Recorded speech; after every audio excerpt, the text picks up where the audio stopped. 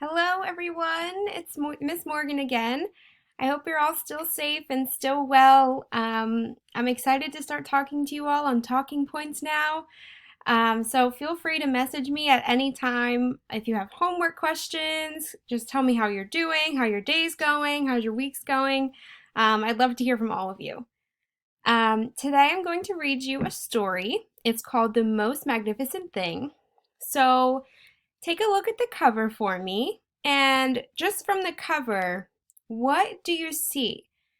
Like, what is she carrying around in her wagon? Like, what do you think this story is going to be about? So I'll give you a couple minutes.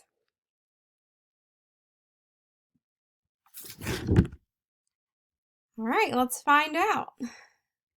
So, The Most Magnificent Thing by Ashley Spires.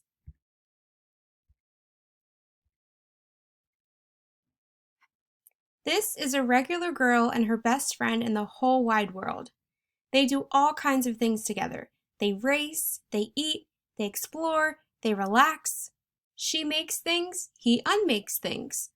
One day, the girl has a wonderful idea. She is going to make the most magnificent thing.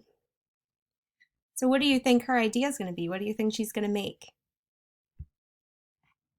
She knows just how it will look.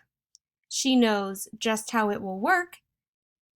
All she has to do is make it. And she makes things all the time. Easy peasy. First, she hires an assistant. Next, they gather their supplies. They set up somewhere out of the way and get to work.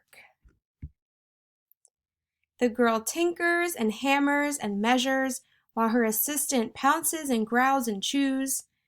When she is finished, she steps back to admire her work. She walks around one side. Her assistant examines the other side. It doesn't look right. Her assistant picks it up and gives it a shake. It doesn't feel right either. They are shocked to discover that the thing isn't magnificent or good. It isn't even kind of sort of okay. It is all wrong. The girl tosses it aside and gives it another go. So she didn't like her first creation, but she's not giving up. She's going to find something else and she's going to make another creation. She smooths and wrenches and fiddles. Her assistant circles and tugs and wags. When she is finished, she stands up and takes a long look at it. Her assistant gives it a nudge with his paw. The thing is still wrong. She decides to try again.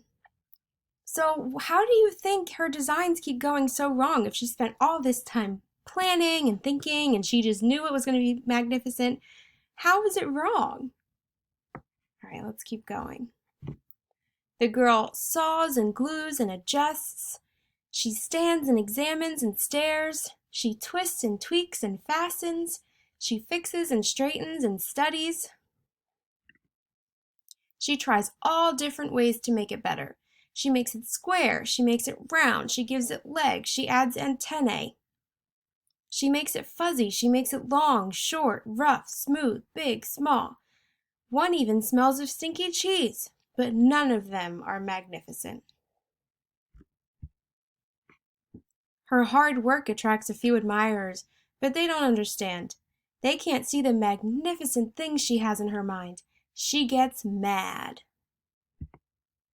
The angrier she gets, the faster she works. She smashes pieces into shapes. She jams parts together. She pummels the little bits in. Her hands feel too big to work, and her brain feels too full of all the not right things. If only the thing would just work. Crunch! The pain starts in her finger. It rushes up to her brain, and then she explodes.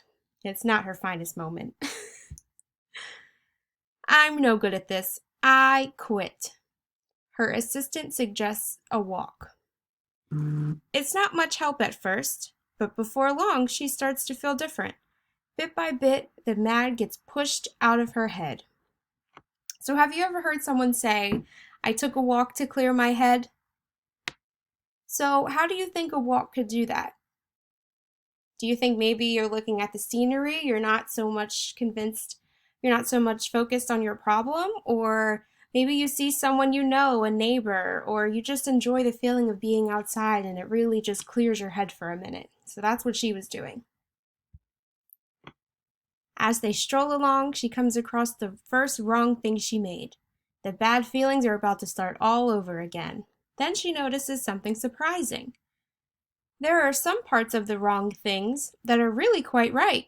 The bolts on one, the shape of another, the wheel to seat ratio of the next. There are all sorts of parts that she likes. By the time she reaches the end of the trail, she finally knows how to make the thing magnificent. She gets to work. She works carefully and slowly, tinkering, hammering, twisting, fiddling, gluing, painting. Her assistant makes sure there are no distractions. And there's people on the street.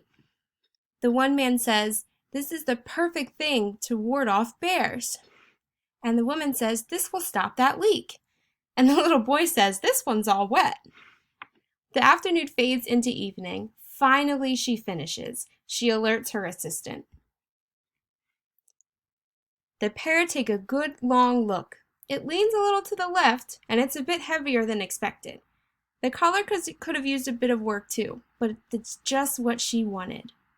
They climb aboard and take it for a spin. They are not disappointed. It really is the most magnificent thing.